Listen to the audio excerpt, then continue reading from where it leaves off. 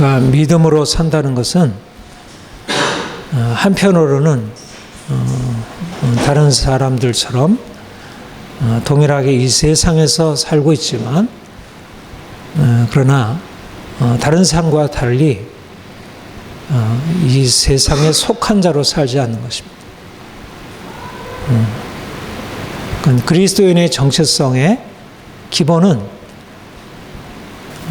하나는 이 세상 안에 살고 있다는 것이고, 그렇지만 이 세상에 속한 자가 아니라는 것.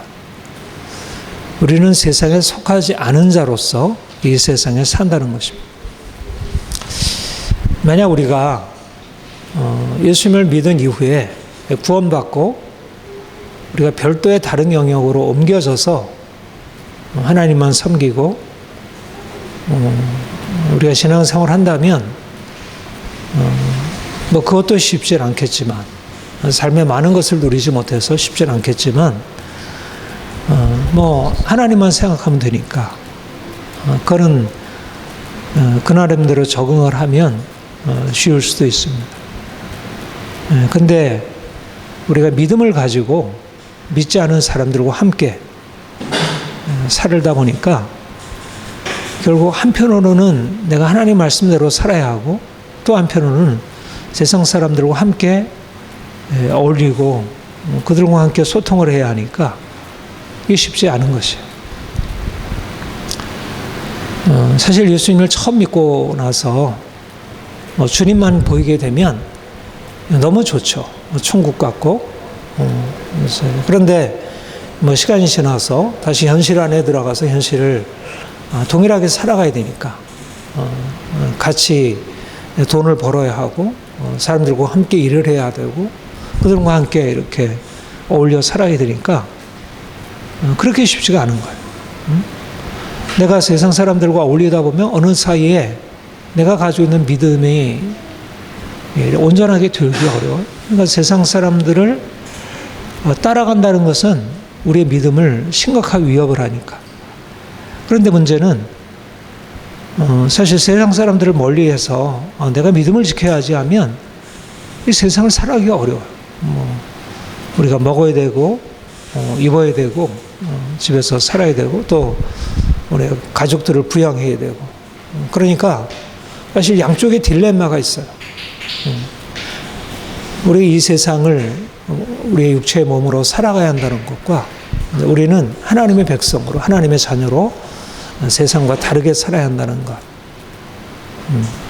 그러니까 그리스도인들이 이렇게 교회에 모여서 하나님을 예배할 때는 맞아, 하나님을 예배하고 또 말씀을 듣고 아멘 할 수 있어요.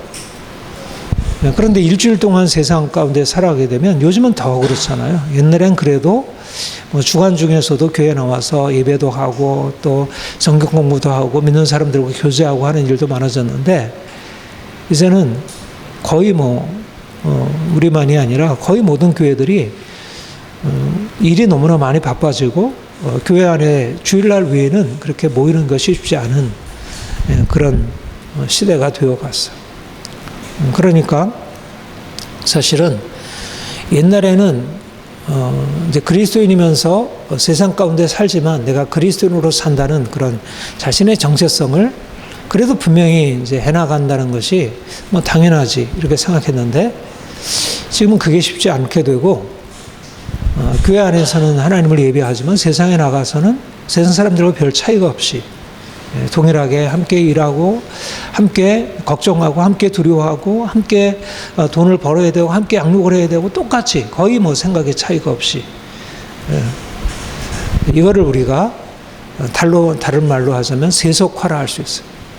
우리가 그리스도인인데 단지 세상에 안에 사는 것만이 아니고 세상처럼 살게 된다는, 세상에 동화된다는, 세상과의 다름을 유지해야 되는데 그게 우리의 정체성인데, 세상은 어둠이고 우리는 빛이고, 세상은 하나님을 떠나 있고 우리는 하나님께 속해 있고, 그런데 우리가 하나님의 말씀을 따라 살려고 하면 이러저러하게 부딪히는 것이 많아지고 그냥 다 내려놓고 세상에 그냥 함께 먹고 함께 마시고 함께 일하고 함께 싸우고,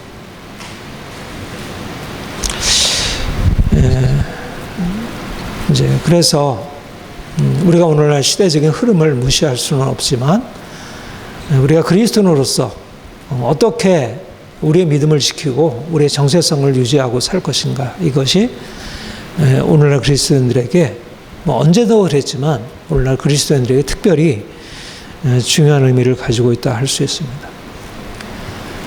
우리 지난주에 우리 출애굽기 신명기 8장 1절 이하를 보면서 우리 이제 이스라엘 백성들이 출애굽하여 광야를 거쳐 가나안 땅에 들어가는 것이 우리 신앙생활의 여정의 비유라, 이렇게 말씀을 드렸어요.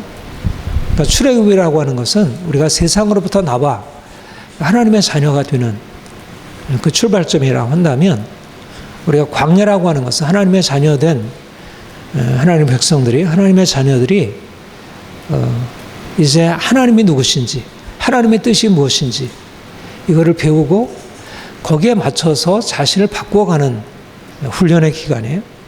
거기서 세상 욕심 내려놓고 또 말씀을 따라 살아가는 길을 배워가는 것입니다. 그러면 가나안은 무엇일까? 우리가 보통 우리 찬송에 그 찬송도 있잖아요. 나 가나안 땅 시온성에 들어가 살겠다. 그러니까 가나안 땅이라고 하는 것은 우리의 천국, 우리 존 버년이 지은 그 철로 역정에 보면 천국에 들어가는 그 여정을 철로 역정으로 그렇게 표현했어요. 말하자면 가나안 땅에 요단강 건너가서 주님 영원한 천국의 영광을 누리고 주님 배웠고 영원한 영광을 누리게 되는 그것이 바로 가나안 땅이다. 그렇게 비유로 이제 생각할 수 있는데, 근데 사실은 가나안 땅은 천국의 영광이기보다는 오히려 또 다른 세상이라 할 수 있어요. 여러분들 어떠세요? 여호수아가 이스라엘 백성 들고 가나안 땅에 들어가잖아요. 제가 지난 주간에 여호수아를 이렇게 오디오로 이제 쭉 들었어요. 하루에 한 5장 정도씩 산책하면서.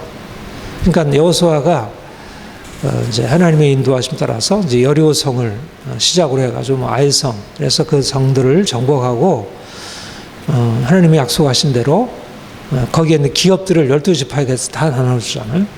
그리고 이제 여호수아는 거기서 죽고 그 뒤로 이제 사사 시대가 열리게 돼요. 네, 여호수아가 그 땅에 들어갈 때부터 그곳은 그냥 하나님이 예비하신 영원한 천국이 아니었고 들어가야 정복해야 할 땅이었어요. 말하자면 우상 숭배하는 땅이고, 그래서 그들을 다 진멸해야 하고, 또 그 이후에 그곳에 살 때 그들에게 요구되었던 것은 무엇이냐면 하나님의 백성으로 거룩하게 살아야 되고, 만약 그들이 거룩하게 살지 않으면 하나님의 심판을 받아서 멸망을 당하게 되었어요. 그래서 우리가 사사기, 사무엘상하, 열왕기상하, 역대상하 이것을 보면 이스라엘인들의 그 가나안 땅에서의 삶이 결코 영원한 영광의 축복이 아니었어요. 그것은 수많은 어떻든 영적인 위험, 이제 하나님을 떠나게 만드는 그런 우상숭배 위험과 애굽 못지아니하게 사실 그곳은 하나님을 섬기는데 그렇게 좋은 조건이 아니었어요. 그러니까 가나안 땅이 우리가 광야를 지나서 들어가야 할 천국이기보다는 사실은 가나안 땅은 우리가 광야에서 훈련받아서 또다시 들어가야 할 세상이라는 것입니다. 애굽이나 가나안이나 둘 다 세상이에요. 그런데 이제 애굽과 가나안의 차이는 뭐냐면, 애굽은 우리가 아직 하나님을 만나기 이전에 우리가 살던 세상이에요. 그리고 가나안은 이제 광야에서 우리가 하나님이 누구신지를 배우고 우리가 이전에 살았던 그 애굽에서의 삶의 방식을 버리고 이제 새로운 삶의 방식을 습득하고, 이제는 세상이지만 동일한 세상이 아니고 달라진 삶의 방식을 가지고 들어간 세상이에요. 그러니까 사실 만약 광야의 과정을 거치지 않았다면, 광야의 과정을 통해서 그들이 하나님의 백성으로서의 정체성과 그 삶의 방식을 배우지 않고 가나안 땅에 들어가면 가나안이나 애굽이나 우상숭배와 온갖 죄악이 마녀는 땅이라는 면에서는 차이가 없어요. 그러니까 가나안이 가나안일 수 있는, 축복의 땅일 수 있는 것은 그들이 광야의 과정을 통해서 철저히 이전의 삶의 방식을 버리고 하나님의 백성으로서 거룩하게 살아가는 삶을 배우고 그러고 들어가야 돼요. 이것이 바로 가나안이라는 것입니다. 그러니까 우리가 그리스도인들로서 예수를 믿고 나서 하나님이 우리의 삶의 전부가 되시고 우리가 말씀 안에서 사는 것으로 모두가 이렇게 함께 공유하고 산다면 실제적으로 우리의 신앙생활이라는 게 그렇게 힘들지 않을 수 있어요. 처음엔 뭐 힘들었어도. 그런데 문제는 우리가 하나님을 알고 나서 말씀을 배우고 말씀의 대로 살려고 하는 그 장소가 사실 세상이라는 거예요. 그러니까 여러분들이 교회에 와서 말씀을 배우고 말씀을 깨닫게 되지만 사실 말씀을 실천해야 할 장은 하나님 없는 세상이에요. 믿지 않는 사람들이 여전히 세상의 죄악으로 행하고 하나님을 대적하고 살아가는 곳이에요. 그러니까 그곳은 가나안 땅이죠. 그러니까 어떤 사람들은 하나님을 알지 못한 사람들은 그곳은 애굽이고 우리 믿는 사람들에게 그곳은 가나안 땅에서 살아가는 삶과 같아요. 믿는 사람들이 세상 안에 들어가서 이제 광야에서 배운 하나님 말씀의 원리를 가지고 세상 사람들과 다른 방식으로 이제 이스라엘 백성들의 가나안 땅에 들어가서 살듯이 그렇게 이제 싸우고 또 시험에 넘어가기도 하고 하나님의 은혜를 받아서 거기서 이기기도 하고 또 실패에 넘어지면 하나님의 심판을 받기도 하고 이것이 바로 가나안이 우리에게 말씀하는 것입니다. 그러니까 우리가 사실 이스라엘 백성들의 역사에서 출애굽에서 광야의 과정을 통해서 우리가 얻는 유익도 많지만 사실 가나안 땅에 들어가서 이스라엘 백성들이 경험한 내용들이 바로 우리 그리스도인들이 그리스도인으로서 이 땅에 어떻게 사는지를 보여주는 이제 중요한 하나의 거울이라 이렇게 말할 수 있을 것입니다. 그래서 이제 본문 말씀이 바로 그 내용을 말하고 있어요. 그러니까 이 신명기는 여러분들이 이제 들어서 이제 알고 있지만 이스라엘 백성들이 광야 40년 과정을 거의 다 마치고 이제 모압 평지라는 바로 요단 이쪽편에 요단 동편이죠. 요단 동편의 그 평지를 모압 평지라 그렇게 해요. 그곳에서 지금 가나안 땅을 바라보고 지금 이제 하나님이 모세에게 주신 말씀이에요. 그러니까 너희가 이제 출애굽의 과정부터 애굽 이제 광야에서 하나님이 어떻게 그들과 함께 하셨는지 그것을 상기하면서 이제 너희가 곧 가나안 땅에 들어가게 될 텐데 가나안 땅에 들어가서 이러이러한 일을 만나게 될 것이다. 그리고 가나안 땅에 들어가서 너희는 이렇게 행해야 된다. 그렇게 말씀하신 것이 바로 신명기서예요. 그러니까 신명기서는 신명기라는 말은 무슨 뜻인지 아세요? 신명기. 듀토로노미라는 말이에요. 듀토로라는 말은 두 번째, 노머스. 그러니까 두 번째 계명이라는 거예요. 그러니까 두 번째 주신. 말하자면 광야에서 하나님 율법을 주셨잖아요. 율법을 주셔서 이제 출애굽기, 레위기, 민수기에 그 하나님 율법이 기록되고 나타났어요. 특별히 이제 출애굽기와 레위기에.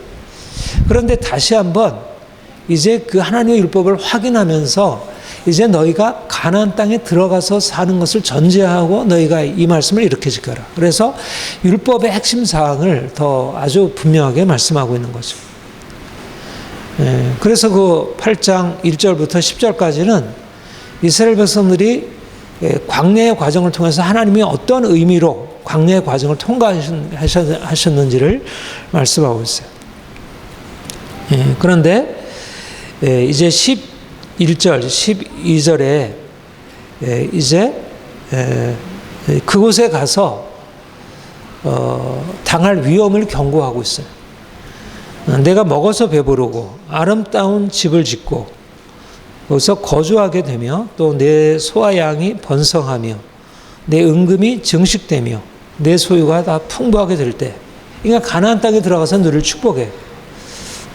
그러니까 뭐 광야와 다르게 많은 것을 먹어 배부르게 되리라는 것. 그리고 광야와 다르게 아름다운 집을 짓게 되고 거기에다 소와 양을 길러서 번성케 하고 또 은금이 증식하고 소유가 풍성하게 되는 거예요. 이게 하나님이 주신 축복의 내용들이에요. 그런데 이런 하나님의 주신 축복 안에서 번성하고 풍부를 누리게 되면 이것을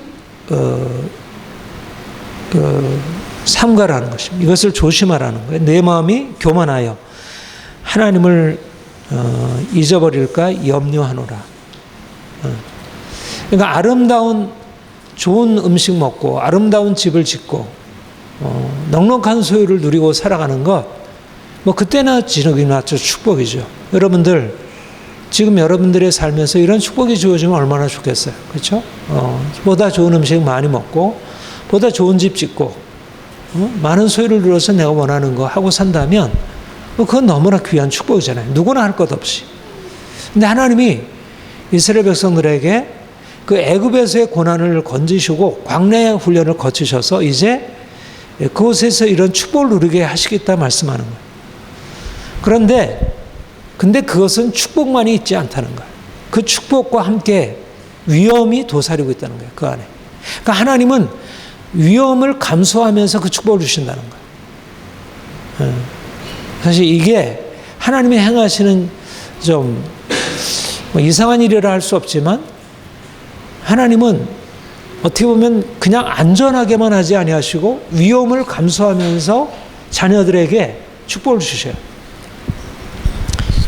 그들이 광야에 있을 때는 이제 하나님을 바라보고 하나님을 예배하고 하나님의 뜻대로 살아가는 일에 보다 올인할 수 있었어요. 그런데 이제 가나안 땅의 풍요를 누리게 되니까 그들이 광야에서 배운 말씀의 원리, 그게 뭐였죠? 우리가 지난주에 살핀 대로 사람이 떡으로만 살아가는 것이 아니요 하나님의 입으로 나오는 모든 말씀으로 사는 것이다.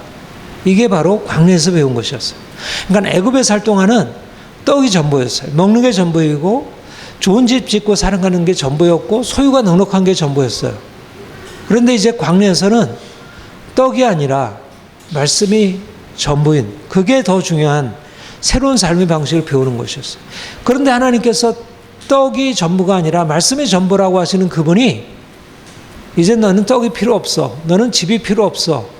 너는 오직 나만 바라보고 섬겨. 이게 너희가 받아 누릴 축복이야. 이렇게 말씀하지 아니하시고 떡이 전부라고 말씀하신 그가 그곳에 가서 좋은 음식 먹고 아름다운 집을 짓고 소와 양을 번성케 하고 은금이 증식해서 소유가 풍성한 삶을 누리게 한다는 거예요.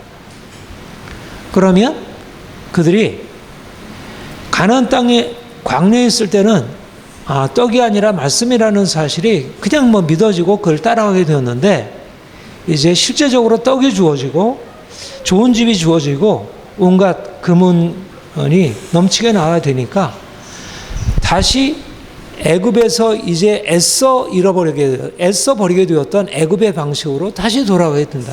하나님이 잊어버리고 하나님을 떠나서 살게 된다는 거예요. 왜 그럴까요? 여러분들 왜 그러겠어요? 여러분 자신 보면 잘 알죠? 여러분 자신은 어때요? 그렇잖아요. 우리도 처음에 굉장히 삶이 공고하고 할 때는 주님께 나가는 게 쉬워요. 근데 삶이 이러이러한 것이 허락이 되고 축복이 주어지면 하나님이 이렇게 좋은 거 주셨구나. 그러니까 더 하나님을 추구해야지 하는 방향이 더 낫잖아요. 그런데 그 주신 하나님은 잊어버리고 하나님 주신 그 선물에 마음이 빼앗기는 거예요. 마치 우리 옛날에 그런 비유 하잖아요. 아빠가 외국 갔다가 너무 좋은 아주 선물을 사왔어. 그러니까 아이는 아빠보다 선물이 좋아가지고 아빠는 그 선물 주신 아빠에 대해서 감사할 줄도 모르고 선물만 붙들고 있는 거예요. 그리고 아빠가 뭐라 그러면 막 아빠한테 화를 나고. 그러니까 그에게는 더 중요한 게 뭐냐면 하나님보다 아버지보다 그에게 주어진 선물이 중요하죠. 그러니까 이스라엘 백성들이 광야에서 충분하게 하나님의 말씀의 원리를 배우고 그들의 몸과 마음이 완전히 그렇게 체득이 되었다면 그들이 아름다운 땅에 들어가서 적과 꿀이 흐르는 그 아름다운 부여를 그들이 얻게 되었다 할지라도 그들이 하나님을 떠나는 일은 없었겠죠. 그러나 그들 안에는 그것이 부족했던 것입니다. 이것이 인간의 약함이에요. 뿌리 깊은 약함이에요.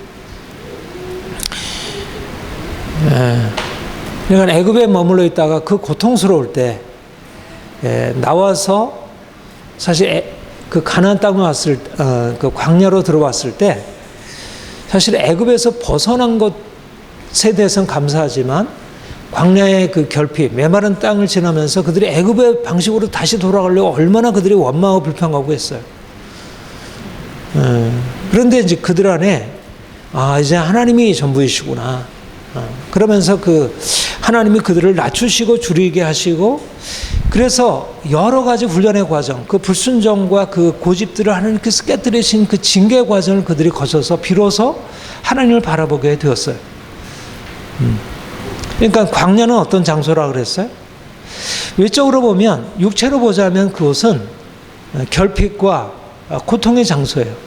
그거는 결코 축복이라 할 수 없어요. 그러나 그들이 하나님을 알게 되고 영혼의 축복을 알게 되니까 그것은 단지 결핍과 그런 메마른 장소가 아니라 그것은 오히려 축복인 것을, 모든 축복의 근원 하나님이신 그분을 알고 이제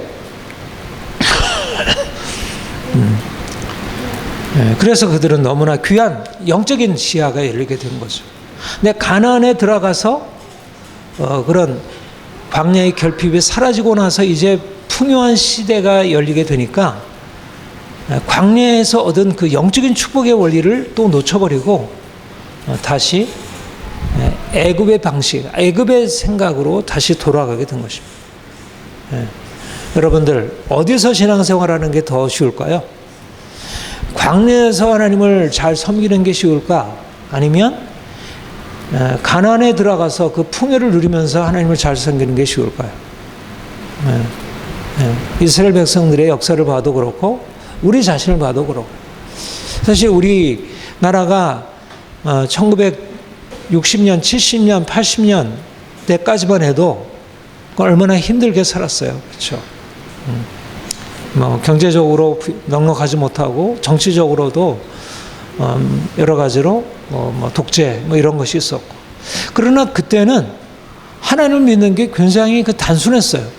저도 그때 정말 뜨겁게 어려서부터 60, 70년대 지나면서 하나님의 전부라는 게 그렇게 크게 문제가 되지 않았어요. 근데 지금은 그때 열정적으로 주님을 바라보던 사람들도 이런 풍요한 시대가 열리게 되니까 우리가 얼마나 이제 세계에 으뜸가는 경제 대국으로 되어 있고 한류가 세계에 넘치고 그랬잖아요. 그런데 이렇게 하나님께서 주신 축복의 시간들을 보내게 되니까 세상 사람들을 말할 것도 없지만 믿는 사람들조차도 하나님을 향해서 이전처럼 그렇게 단순한 마음 가지고 가는 게 잘 안 되는 거예요. 그러니까 일단은 해결되었으면 좋겠는 것은 좀 물질적인 평안함과 건강과 좀 세상에서 좀 그대로 좀 잘 살아가는 거지, 내가 하나님이 내 삶에 들어오셔서 나를 다스리고 주관하셔서 내가 말씀에 순종하는 삶을 살고 싶어, 그게 잘 안 되는 거예요. 이 점에서 사실 우리 그리스도인들에게 일종의 딜레마 같은 게 있어요. 하나님을 잘 섬기려고 하자면 광야가 좋고, 근데 거기는 결핍이 있으니까 육신적으로는 힘들고, 그래서 이제 가나안 땅에 들어가서 적각거리는 가나안 땅의 그 풍요를 누리는 건 좋은데 하나님을 자꾸 잃어버리게 되고, 이게 일종의 딜레마 같아요. 여기에서 바로 사실 우리가 붙들어야 할 어떤 중요한 이제 원리가 있다는 것입니다. 하나님이 분명하게 우리에게 주시려고 하는 것은 축복이에요. 그분이 우리에게 사실은 광야의 메마른 가운데서 영적인 축복만을 누리게 하는 것이 하나님의 뜻은 아니에요. 그래서 분명히 그 과정을 통과해서 가나안 땅에 들어가서 이런 부요를 누리게 하는 것은 하나님의 뜻. 그랬으니까 그리로 인도하셨죠. 그러니까 위험을 감수하면서, 하나님을 떠날 것을 감수하면서 그리로 인도하셨어요.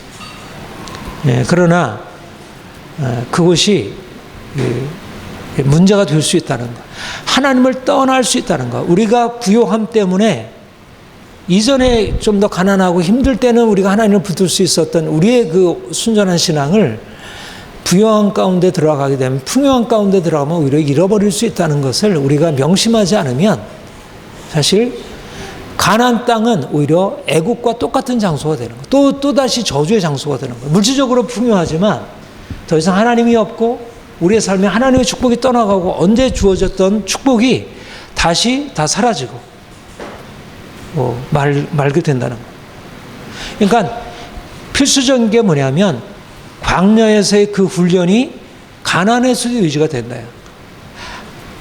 하나님이 주신 축복의 땅에 들어갔는데 거기서 축복의 근원 대신 하나님을 잊어버리게 되면 그 주어졌던 외적인 축복은 어느새 사라지게 된다는 거예요. 세상 사람들은 아예 하나님을 알지 못하니까 사실은 계속해서 거기에 매달리게 되지만 그런 외적인 부요에 매달리게 되지만 우리 그리스도인들이 알아야 할 중요한 것은 하나님은 분명히 우리에게도 물질적으로도 육신적으로도 우리를 축복하게 하시려 하신다. 그것을 우리가 부인할 수 없다. 그러나 명심해야 할 것은 하나님을 떠나면 반드시 그것을 잃어버리게 되리라. 내 하나님 여호와를 잊어버리지 않도록 삼갈지어다. 내 마음이 교만하여 내 하나님 여호와를 잊어버릴까 염려하노라.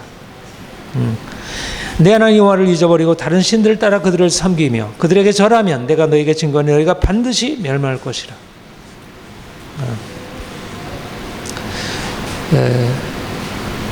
가나안 땅에 들어갔다 할지라도 우리가 이제 가나안 땅에 들어갔지만 우리야 이전에 가지고 있었던 광야의 정신 그것을 잊지 않는 것, 그 하나님을 제일 우선순위로 해서 오직 하나님만 섬기겠노라. 여호수아가 그 장로들이 그렇게 얘기했죠. 너와 내 집안 너희는 가나안 땅에 들어가서 너희가 섬길 신들을 택하라. 나와 내 집은 오직 여호와만 섬기겠노라. 이게 여호수아가 가나안 땅에 들어가서 그들에게 경고한 말이고 그들도 거기에 대해서 아멘했지만 그들 자손은 사실 하나님을 떠나버리게 되었던 거예요. 우리가 하나님이 주신 축복의 땅 가나안에 들어가 있다고 할 수 있어요. 지금 이미 하나님이 우리를 여러분들의 삶은 어떻게 보면 광야이기도 하지만 어떻게 보면 이미 가나안 땅이기도 해요. 그러니까 두 가지 요소가 다 있어요. 훈련의 의미도 있고 또 축복의 의미도 있고.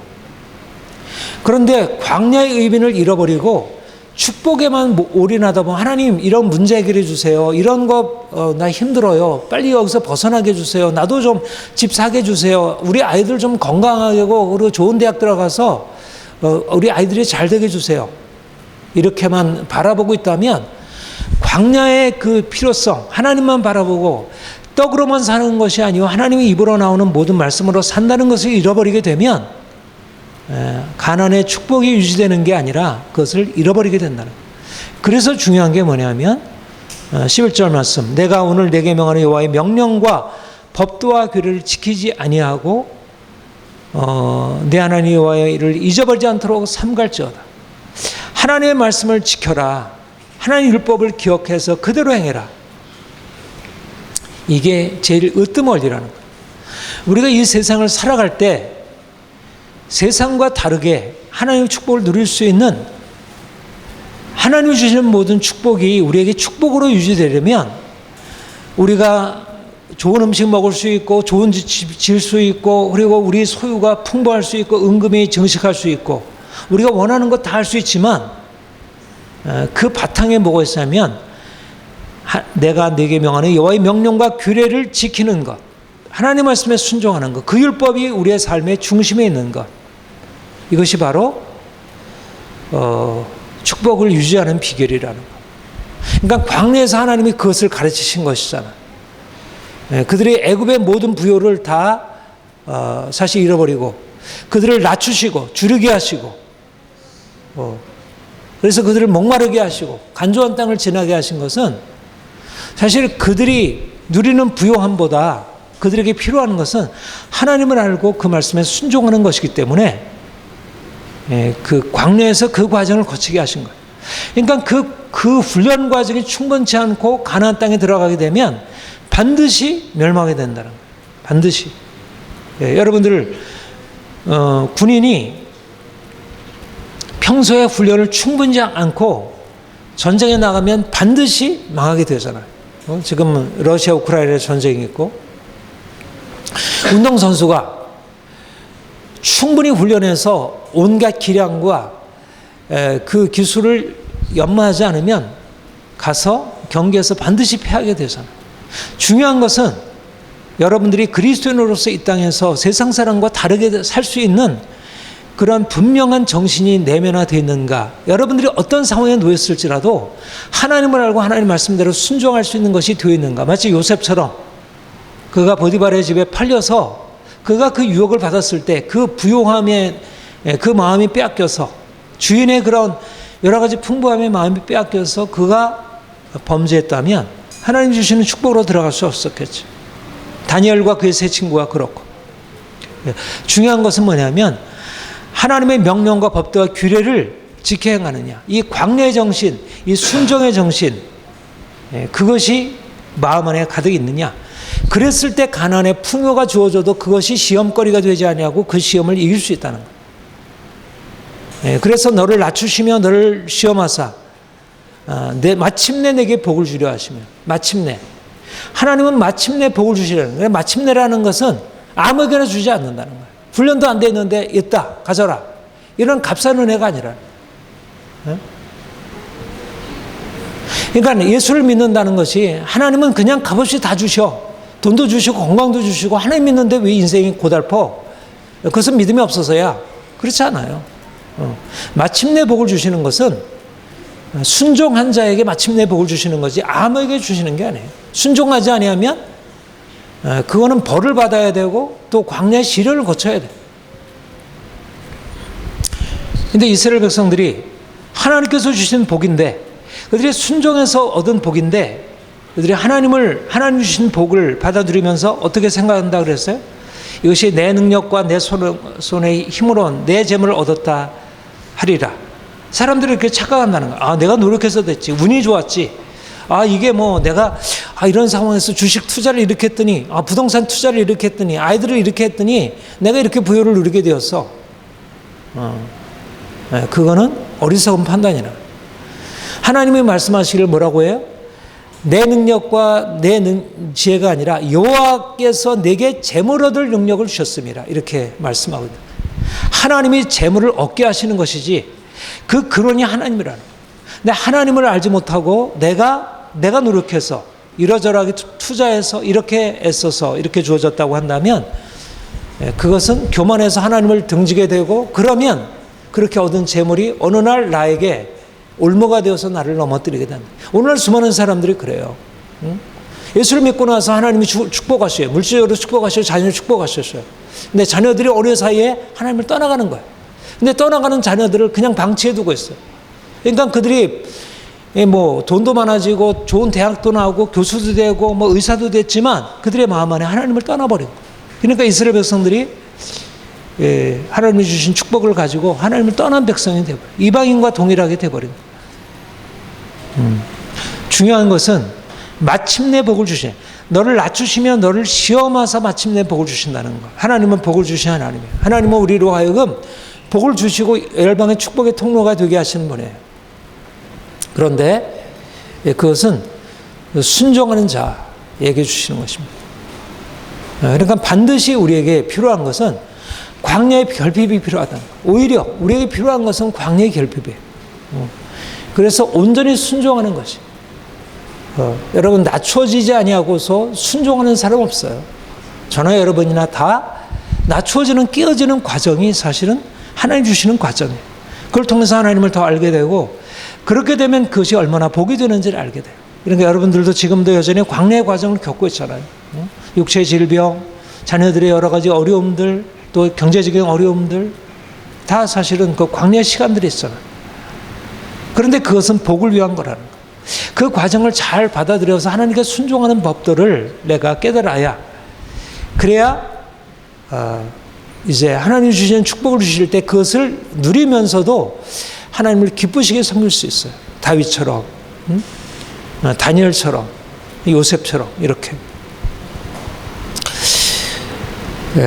그러니까 가난해도 말씀에 순종하는 것이 부용하면서 하나님을 떠나는 것보다 훨씬 낫습니다. 그러니까 광야의 시간이, 하나님 앞에 순종하는 광야의 시간이 하나님을 떠나게 부요를 누리면서 하나님을 떠나는 것보다 훨씬 나아요. 이 원리를 잘 붙들어야 해요. 이 우선순위를 알아야 돼요. 그러니까 여러분들이 광야가 빨리 끝났으면 좋겠어. 왜 이렇게 광야 길어? 언제까지 광야야? 이런 식으로 조급하게 광야를 단축하려고 하는 마음보다 하나님, 내가 하나님의 축복을 누리고 싶어요. 그런데 내 안에 여전히 세상 욕망과 염려와 여전히 세상의 그런 생각과 가치관으로 가득했어요. 하나님, 내 안에 이런 것이 깨어지도록 나를 좀 더 온전케 해주세요. 내가 주님 앞에서 좀 더 깨끗해지기 원해요. 거기에다 내가 주님의 축복을 담기 원해요. 이게 하나님이 기뻐하시는 기도예요. 그리고 하나님은 그렇게 인도하시고, 우리 자녀들에게도 우리가 기대할 건 그거예요. 쟤네들이 공부 잘해서 좋은 대학 들어가고 좋은 직장 취직하고 뭐 좋은 혼처 만나서 결혼하고, 이게 우리의 바람이 아니라 어떻게든지 그들의 마음속에 하나님을 경외하고 하나님 뜻대로 살아가는 것. 좀 현실적으로는 잘 안 되는 것처럼 여겨져도 말씀을 제일 우선순위에 두고 말씀에 순종하는 길을 가는 것에 대해서 기뻐하고, 그것을 위해서 기도하고, 그것을 위해서 본을 보이고. 여러분, 그러니까 우리가 가나안에 들어가서 하나님 주신 축복을 누리게 되었어요. 이러저러하게 이전보다 훨씬 나아진 것들이 있잖아요. 분명히. 그렇다 하더라도 내 마음에 하나님을 떠나서 자꾸 세상의 욕망이 들어오고 세상처럼 되려고 하는 것이 좀 느껴지면, 그러면 이걸 위기라고 경고등을 켜야 돼요. 경고등이 켜지는 거라고 생각해요. 그래서 내가 세상으로 나가던 방을 브레이크를 걸고 다시 골방으로 들어가서 하나님 옆에 묻고 다시 광내 과정으로 들어가요. 금식해야 되고 하나님 앞에 기도해야 돼요. 그러니까 여러분들이 영적인 위기를 잘 파악해야 돼요. 몸이 병드는 것에 대해서는 쉽게 반응하고, 또 경제적인 거 어려움에 대해서는 빨리빨리 반응하는데, 내가 영적으로 위기가 오는데도 거기에 대해서 별로 반응하지 않다가 어느 날 그것이 갑자기 밀려 들어오면 정신이 없어지는 거예요. 중요한 것은 세상이 좋아지고 하나님이 별로 재미없어지는 거예요. 이것은 진짜 위험해요. 날마다 하나님이 삶의 전부가 되셔야 하고, 그리고 세상의 모든 것들은 사실 하나님이 주신 선물로서 우리가 이해해야 합니다. 날마다 하나님 앞에 나아가서 하나님, 내가 하나님 더 깊이 알기 원합니다. 깨어 기도하며 말씀 상고하고 말씀 묵상하고 말씀이 내 삶을 주관하고 이끌어 가도록, 그래서 날마다 말씀에 순종하는 삶이 습관이 되어서 이제 내 삶에서 하나님 말씀 순종이 삶의 열매로 나타날 수 있도록. 그래서 세상 사람들이 볼 때도 다르구나. 하나님 보실 때, 야, 내가 너를 정말 축복할 만하구나. 내가 아무리 하나님 달라 하나님 제발 주세요 해도 너는 아직 받을 그릇이 안 돼 있어. 내가 원하는 뜻대로 네가 순종할 마음이 있어? 그럼 내가 줄게. 여러분, 기도를 잘하는 게 문제가 아니라, 기도를 많이 하는 게 문제가 아니라, 내가 진정한 마음으로 하나님 뜻대로 살고자 하는 그런 단순한 마음입니다. 하나님이 우리를 이미 축복의 땅, 가나안 땅으로 우리를 비전으로 보이시고 인도하시고 있어요. 우리가 더 온전하게 순종함으로 하나님 주시는 이 축복을 온전히 받아 누릴 수 있도록, 우리 안에 세상 욕망의 유혹이 우리를 시험에서 넘어뜨리지 않도록 항상 경계하며 말씀이 우리를 이끌어 가기를 바랍니다. 함께 기도하겠습니다. 하나님 아버지,